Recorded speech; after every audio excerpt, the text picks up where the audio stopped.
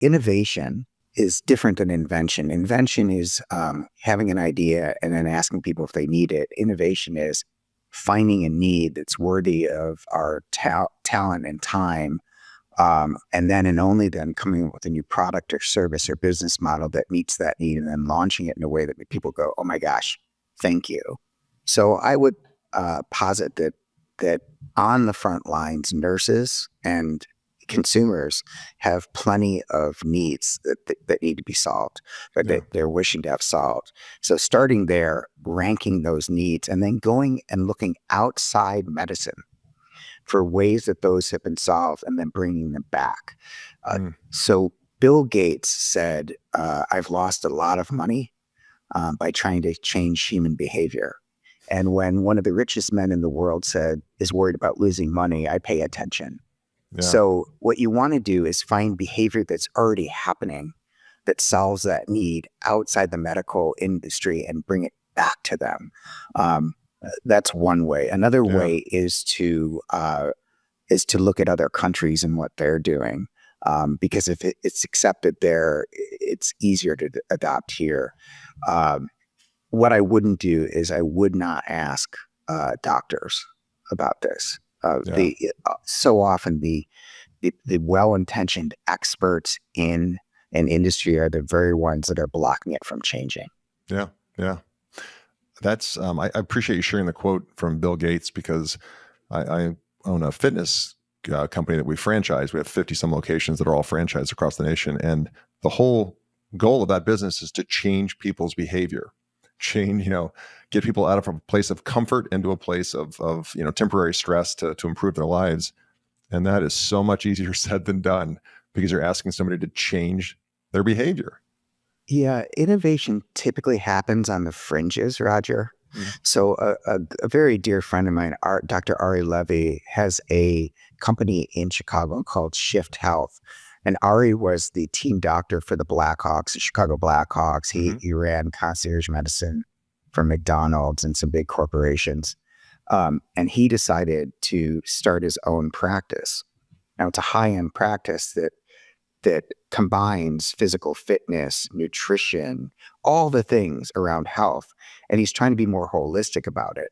And so by getting outside the medical system, changing the way it's paid for, and then combining a bunch of other services, he's rapidly prototyping what healthcare could be. So there are always people within a system who are willing to step out of it to try something new. It sounds like you are one of those people. Yeah, trying. Yeah. Okay, this one I love, and I'd really love for you to unpack this, because I have, again, this is episode 110, give it, 10-ish, something like that, when this will come out. And I've interviewed a lot of entrepreneurs, and it is almost to the person. And I don't know if I've had a single interview with an entrepreneur or a very successful person where there wasn't evidence of childhood trauma, sometimes a capital T, sometimes a lowercase t, but that trauma that was driving them to prove somebody wrong, a chip on my shoulder. I'm going to show my dad. I'm going to show that teacher. I'm going to show whatever. And I'm no different. You just I call it trauma. You label it differently. You say the disruptors have ghosts. They have ghosts. And if you could speak to that principle. Yeah. So when Robin Williams died, I posted something on social media. It sounded something like this: I've never met an uber successful person that wasn't either chasing a ghost or being chased by one. The question is, who's got who, or who's chasing who? And I was actually not talking about the brilliant Robin Williams. I was talking about the entrepreneurs in my life.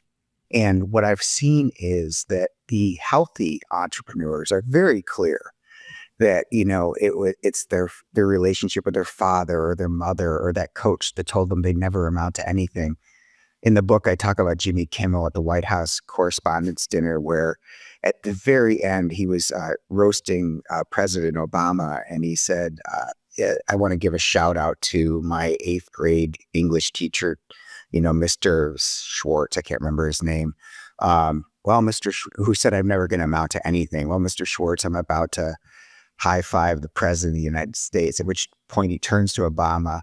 He says, "Is it okay?" And Obama's like, "Okay." So they high five each other. And then he turns to the camera and says, "Suck it, Schwartz." So that's an example. Yeah. And forgive me, I'm getting the English teacher's name wrong. Yeah. Maybe that's forgivable. But the Yeah. point is that Kimmel was aware that the chip on his shoulder, the ghost that he was competing with, was this English teacher that said, "Hey, man, get your act together. You're never going to amount to anything." We Yeah. all have that. And so being aware, and it's an unfair competitive advantage, it gets us up. We fight harder. We don't give up. We're pushing against this force of nature in our head. Mhm. But if we're not aware of why or who or Mm. what we're pushing against, it gets us, and really unhealthy behavior happens. So I think the game is to really do some deep work of thinking about, the ghost, Yeah. and, chase it. Do Yeah. some, create some KPIs. Be Yeah. aware that, like, hey, I'm doing this, man. Yeah. And that's how you win in life. But I think too many leaders, and they're easy to think of, are still dealing with some unhealthy relationship with fill in the blank, and they turn into bullies and just really jerky people, and they have Yep. terribly unhappy lives. Yep. I've worked for some of those people, and it's funny as you come into more self awareness and do a lot of personal development work, you start to forgive those people because you understand that you wouldn't want to trade places with them for a zillion dollars because of how much you can tell they're suffering inside, or they wouldn't be acting that way. They wouldn't be acting that Yeah, way. Roger, there's I mentioned that my wife got sick and subsequently passed away. And one of the things that I think about a lot is that the parenting paradox. The paradox is that we want to keep our kids from suffering, but the suffering is what makes them outstanding. So Yeah. there's a straight line between that suffering, the ghost, and how do you have that relationship with that suffering that is actually productive in your life instead Mm. of destructive. Yeah.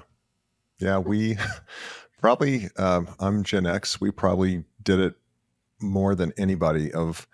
Someone summed it up very simply. And they said, growing up, our parents told us how they were going to parent us. And we're like, okay. When we were parents, and I have a 23-year-old and a 21-year-old, our kids told us how they wanted to be parented, Yeah. and we listened. we listened. Like, whoops, do over, Yeah, do over. my dad's favorite line was, "Because I said so." Like what, I remember being 17 years old and like, come on, can we have a conversation about this? That's great.